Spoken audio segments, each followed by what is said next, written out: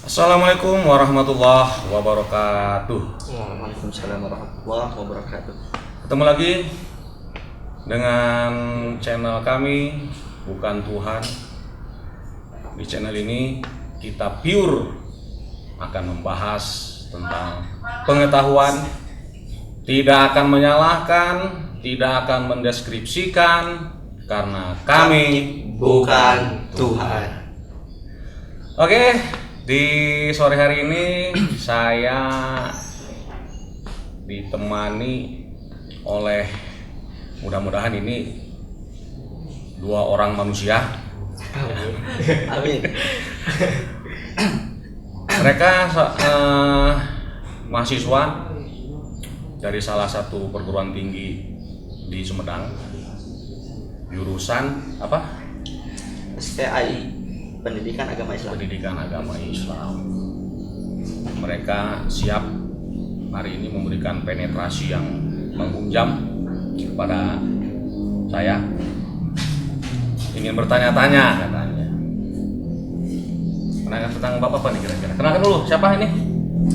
Baik, pemirsa ya semuanya teman-teman. Perkenalkan, nama saya Rizal Nugraha. Saya seorang mahasiswa ya dari Unsab.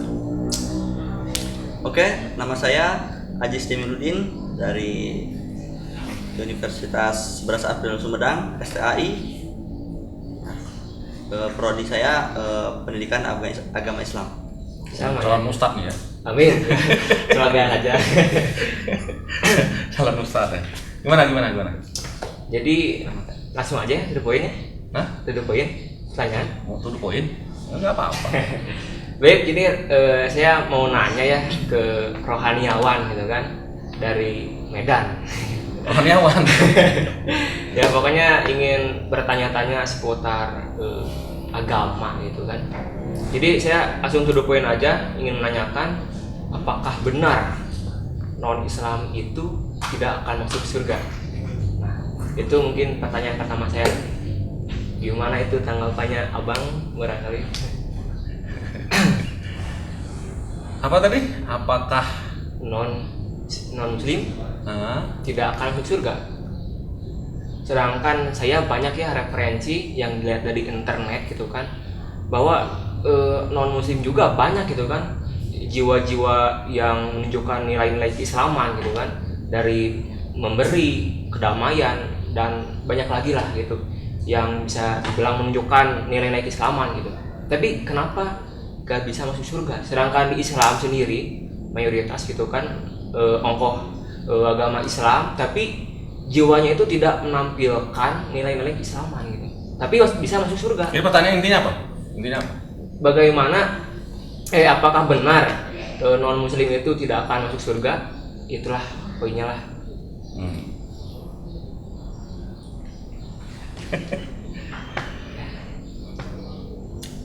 Surga itu usaha. Surga itu punya siapa sih? Punya Allah. Allah, Allah. Tuhan. Kamu muslim non muslim? Ya, Tahu deh. ya mungkin dari akte muslim ya. Amin, semoga. Ya udah, ngapain diurusin?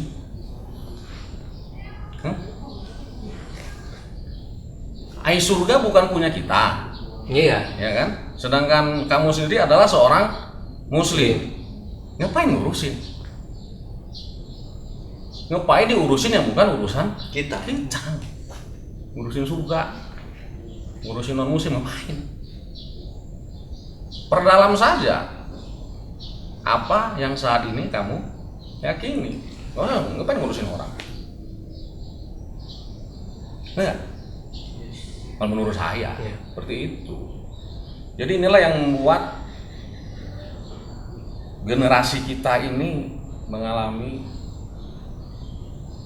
growing down, penurunan kualitas. Karena apa? Terlalu banyak urusin orang. Kita orang Islam ya perdalam aja keislaman kita. Kalau kita orang Hindu ya perdalam aja kehinduan kita. Kalau Anda orang Kristen ya perdalamlah kekristenan Anda. Dan intinya itulah. nggak usah kita mengurusi yang bukan Urusan bukan kita, ngapain capek-capek. Surga, lain punya orang, Betul. kan gitu. Ngapain?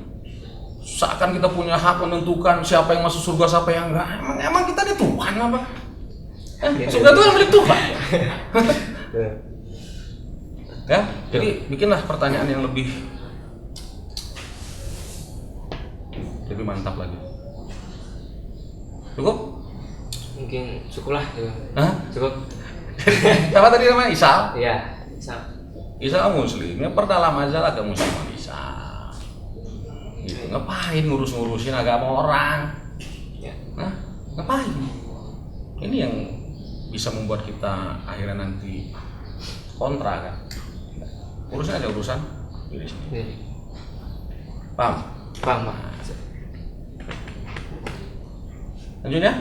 Apa? Oke, saya Ajis mau bertanya nih. Pertanyaan saya simpel sih. Mudah-mudahan mewakili gitu kan anak-anak muda zaman sekarang gitu, anak-anak remaja.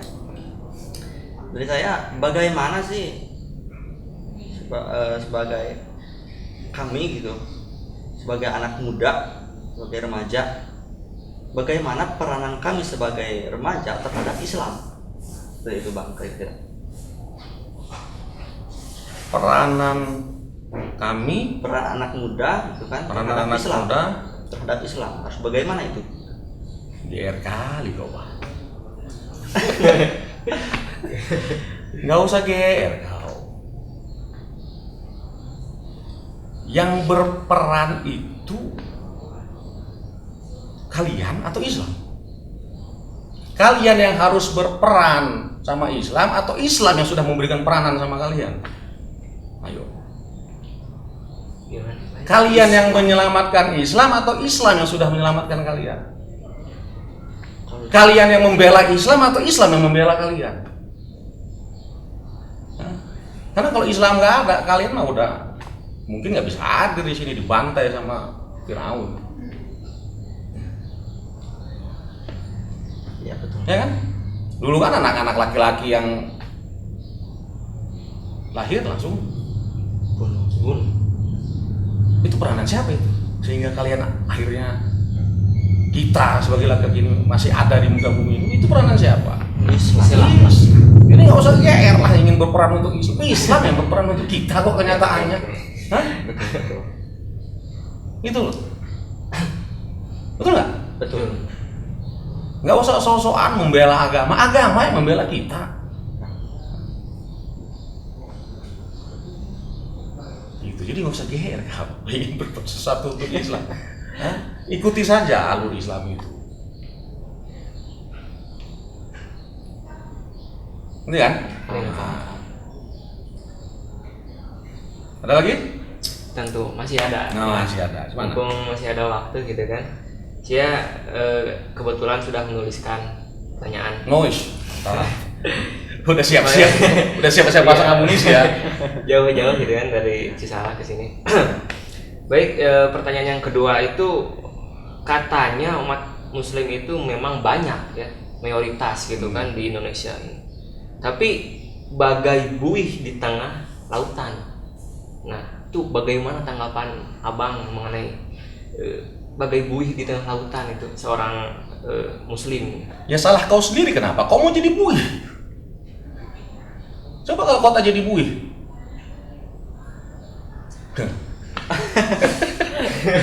Islam itu banyak katanya, Ya, tapi gitu bagai kan. buih di tengah lautan artinya kan mudah goyang gitu. Nah. Ya kenapa kau mau jadi buih? Coba kalau kau jadi nelayan, pasti kau akan bisa, walaupun goyang juga di tengah ombak, kau akan mendapatkan kenikmatan. Selain mendapatkan kenikmatan, kau bisa mengambil hasil dari lautan itu, sesuatu yang menakjubkan. Ya kenapa mau jadi buih? Kenapa nggak jadi perahu atau nggak jadi pelayan apa? Nelayan? Atau kenapa nggak jadi saudagar kapal pesiar? Walaupun di tengah lautan, dia tetap bisa memberikan kemanfaatan. Ya karena kau jadi buaya terombang-ambing lah, kau salah kau sendiri tuh. Nah, ya itu Bang, jadi ya, yang jadi pertanyaannya itu bagaimana kita supaya tidak menjadi buih gitu kan, caranya itu gimana? Jadi anak muda juga kan perlu pembimbingan gitu kan, pembelajaran. Masih banyak ilmu yang harus didapatkan gitu. Tapi bagaimana sih caranya gitu kan? Supaya kita kuat, tidak terombang-ambing. Bagaimana cara agar kita kuat? Ya. Ya harus kuat lah kau. Itu kan ada caranya gitu agar membuat fondasi pada diri kita supaya kuat menghadapi peristiwa tersebut. Sekarang begini kan, Gimana? kenapa kalian mudah terpengaruh dengan omongan orang? Ya, kalau kalian mudah terpengaruh dengan omongan orang, itu ciri-ciri orang lemah. Gitu. Nanti orang bilang kau jelek, meregut muka kau. Ya kan? Itu tandanya kau terpengaruh. Nah. Kalau ada sebuah statement yang mendiskreditkan kita atau menjatuhkan kita, anggap tadi semacam ungkapan tadi kan, manusia itu banyak tapi seperti buah di tengah lautan. Anggap itu sebuah menjadi motivasi kita. Kata-kata negatif itu kita jadikan input untuk membangkitkan energi yang ada dalam diri kita. Oke? Oke, siap. Mantap. Begitu salah. Jangan mau jadi buih.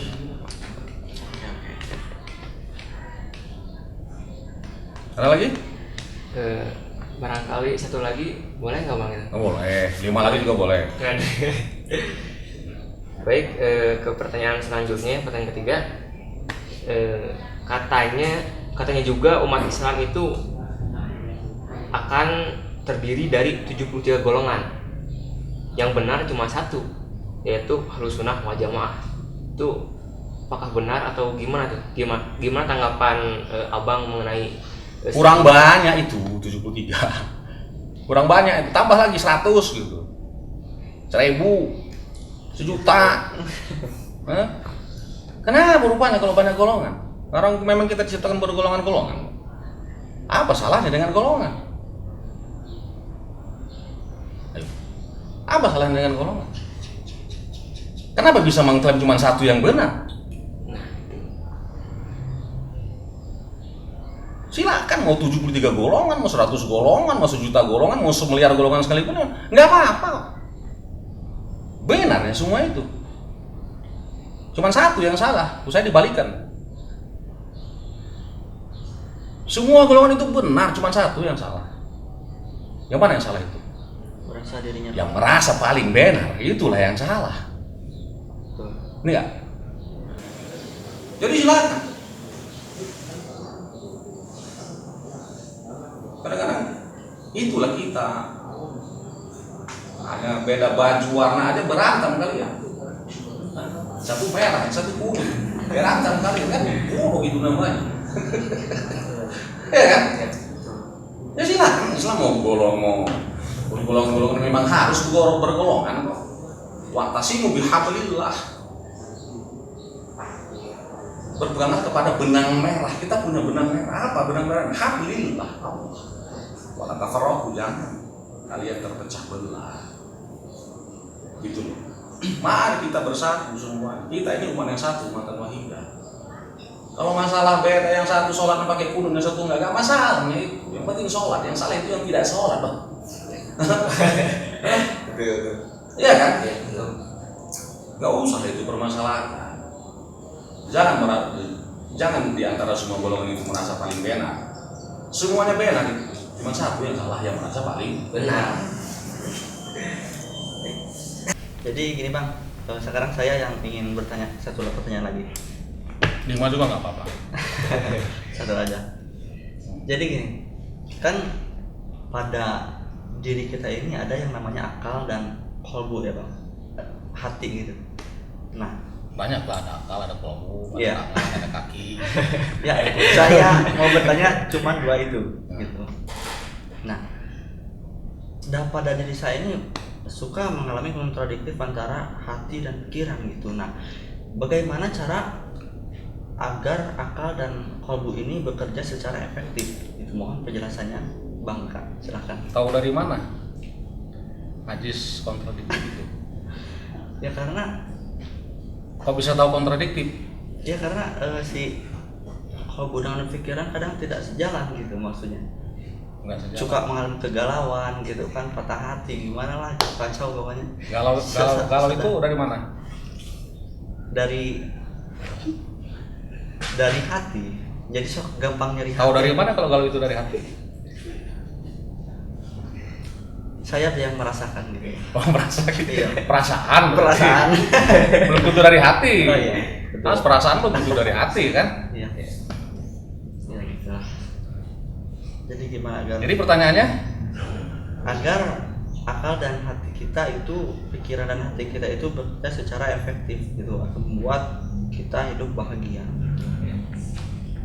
agar hati Dan hati dan pikiran bekerja secara efektif gitu, dengan baik, agar hidup ini berjalan dengan bahagia, hidup bahagia. emang selama ini nggak bahagia? Kurang bahagia, Bang. Kurang bahagia. Saya ini sering patah hati. Aduh, parah lah pokoknya. Bagaimana itu cara membuat fondasinya yang kuat gitu? Ini seperti saya. Jadi pertanyaan tanya kan pondasinya atau Ya agar hati dan pikiran kita itu bekerja secara efektif lah, agar hidup bahagia gitu, Pak. Gimana lah? agar hati dan pikiran Ya. bekerja secara efektif. Iya. Maksudnya hati bekerja efektif, akal bekerja efektif, apa sama-sama bekerja? Ya, sama-sama. Oh, jadi biar hati dan pikiran sinkron, Ya, itu sinkron. entah hati jalan sendiri, akal jalan sendiri. Oh enggak lah, harus sinkron. Bagaimana mendamaikan hati dan pikiran yang selama ini tak pernah damai. Ya, Makanya jadinya galau.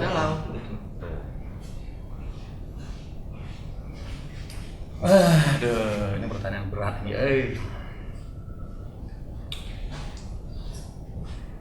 Kalau secara anatomi ya, kita berbicara dari sisi anatomi dulu. Secara anatomi saja emang liver itu sudah luar biasa. Kalian belajar biologi kan? Apa fungsi hati itu secara fisik, secara organ? Misalnya salah satu fungsinya menetralisir racun. Dialah pabrik bahan kimia terbesar. Jadi segala yang masuk ke dalam tubuh kita itu semua dipabrikasi oleh hati. Jadi enzim, jadi vitamin, segala macam kan. Itu secara anatomi, secara fisik itu sudah luar biasa. Jadi hati ini sebenarnya wadah, ya. Ini media. Ini media tergantung mau dimasukin apa. Gitu. Ibarat tanah lah. Ibarat tanah. Tanah itu ada yang subur, ada yang gersang kan. Nah, sama hati juga begitu. Apa penyebab kegersangan pada tanah? Apa penyebab kesuburan pada tanah? Itu tergantung zat-zat yang masuk pada media itu kan. Nah, secara linguistis hati itu padanan katanya adalah kolbu. Nah, kolbu itu tidak pernah ada bentuk lafaz verbanya, itu nggak pernah ada. Nih ya. Berbeda dengan akal. Kalau akal itu semua didominasi oleh lafaz verba atau lafaz verba kan, bentuk kata kerjanya. Jadi akal itu terus bekerja. Nah, sedangkan hati dia hanya wadah. Kalian ini siapa? Hati ini. Nah, wadah inilah nanti yang akan memberikan impuls pada akal.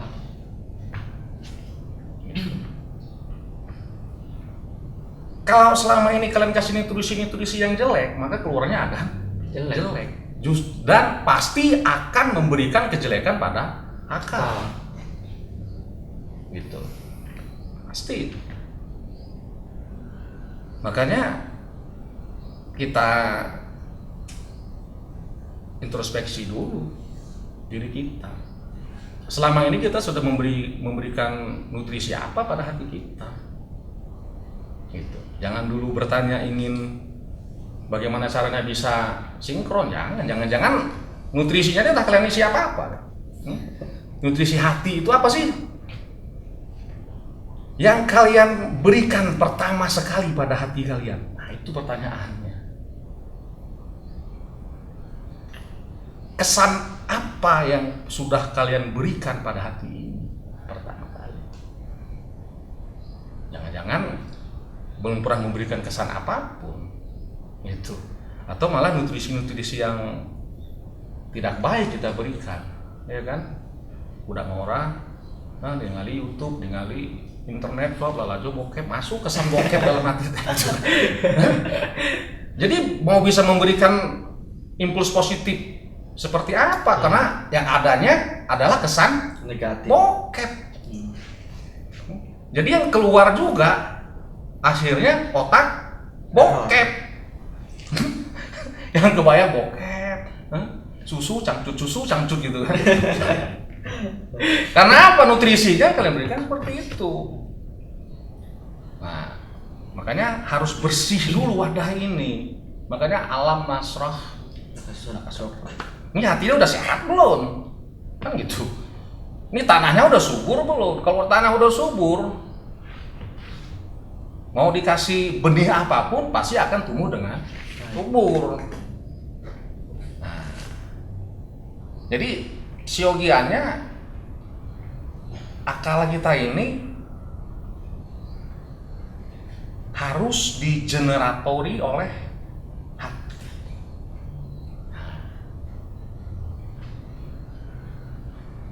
Harus diberikan impuls oleh hati. Harus dipengaruhi oleh hati. Sementara akal kita selama ini pengaruhi oleh apa? Yang itu.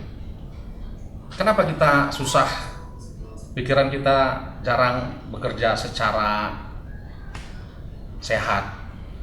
Karena akal kita selalu melihat orang lain. Nih, lihat orang lain begitu, pengen begitu. Lihat orang lain begini, pengen begini. Terus apa kata hatinya? Nah, itu loh.